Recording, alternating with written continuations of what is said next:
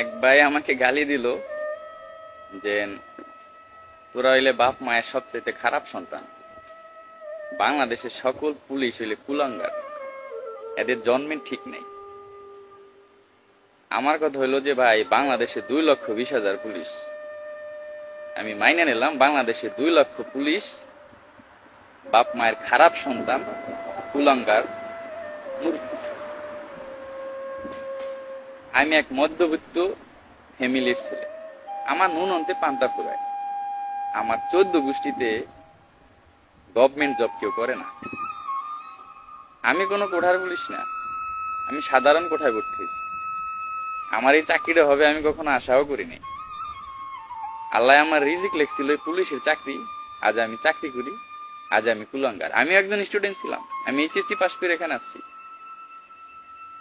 যাই হোক, জনগণ আমাদের গালাগালি দেবে, এটা আমরা শুনি বা আরো শুনতে হবে, তা নিয়ে আমার কোনো আফসোস নেই। কিন্তু আমার যেটা বলার সেইটা হইলো, সবাই বলতেছে যে এই পুলিশ সদস্যদের সব বাদ দিয়ে দেন, আমরা মেধাবীরা এখানে আসব, আমরা দেশটাকে গড়ব। ভাই, আমাদের ভিতরে হাজার হাজার বিসিএস ক্যাডার আছে।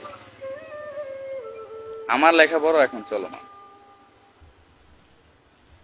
এই যে দেখেন, এখন বাজে রাত 3টা, আমি রাস্তার ভিতরে একা, কেউ নাই, আমি একা আছি। কার জন্য আছি? আমার মা বাবার জন্য? অবশ্যই না, দেশের মানুষের জন্য। সবাই ঘুমাচ্ছে আর আমি সারা রাত এই রাস্তা দাঁড়ায় দাঁড়ায় ডিউটি করব। সকালে ঘুম থেকে তারা উঠবে ফ্রেশ মাইন্ডে, যখন আমারে দেখবে, মানে সরাসরি না পারলে মনে মনে একটা গালি দেবে যে শালা কুলঙ্গারের বাচ্চার মুখটা দেখলাম, আমার দিনটাই খারাপ হবে। তাতেও আমার কোনো আফসোস নেই।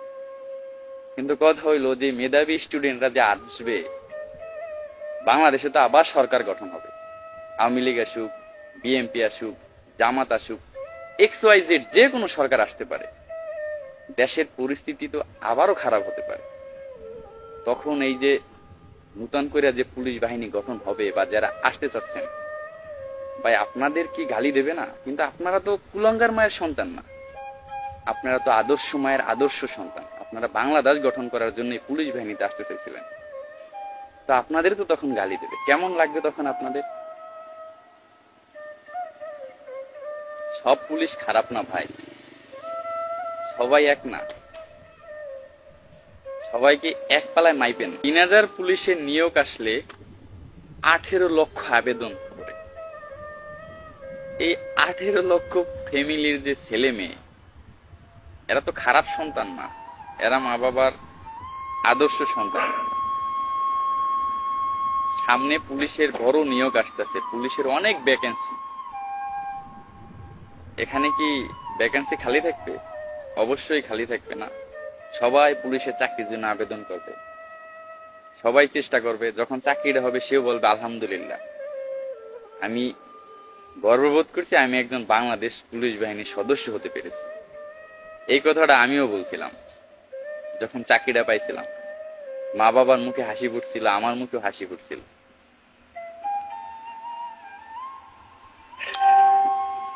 আসলে এগুলা নিয়ে কষ্ট পাবার কিছুই নাই। আমরা জনগণের গোলাম, স্বীকার করি।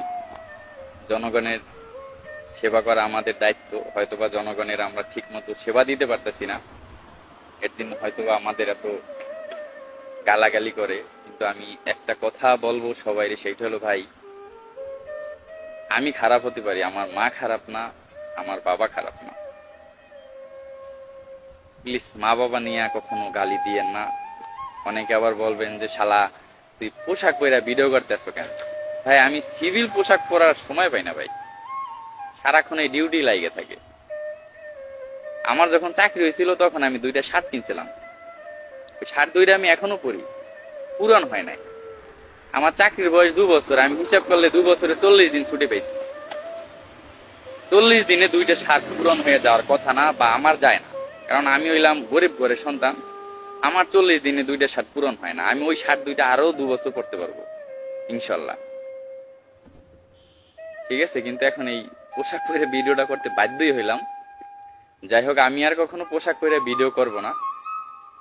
আর যারা গালাগালিজ করেন তাদের কাছে একটা অনুরোধ থাকবে যে ভাই, আমারও মা আছে, বাবা আছে, আমারও বোন আছে, আত্মীয় স্বজন আছে, প্লিজ আমার জন্য আমার ফ্যামিলিটাকে খারাপ ভাববেন না।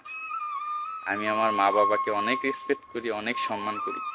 আমি বাংলাদেশ বাংলাদেশ পুলিশ বাহিনীকে আমি খুব ভালোবাসি, বাংলাদেশের মানুষকেও খুব ভালোবাসি। আপনারা গালি দেবেন, সহ্য করে নেব, কিন্তু মা বাবাকে দিয়েন না ভাই, বুকের বাম পাশে লাগে ভাই। ঠিক আছে, আমাদের কষ্টটা যদি বুঝতে হয়, আমাদের রুলস যদি বুঝতে হয়, অবশ্যই আপনার এই চাকরিটা করতে হবে, নাইলে আপনি আমাদের ব্যথা বুঝবেন না। আমরা সারাদিন বক বক করে আপনাদের বুঝাইতে পারবো না যে আমরা পরিস্থিতির শিকার নাকি অন্য কিছু, এগুলো সারাক্ষণ বললেও বুঝাইতে পারবো না। যাই হোক, আবেগে অনেক কথা বলে ফেলাইলাম, আপনারা আবার কষ্ট নেবেন না। সবার প্রতি ভালোবাসা এবং শুভকামনা।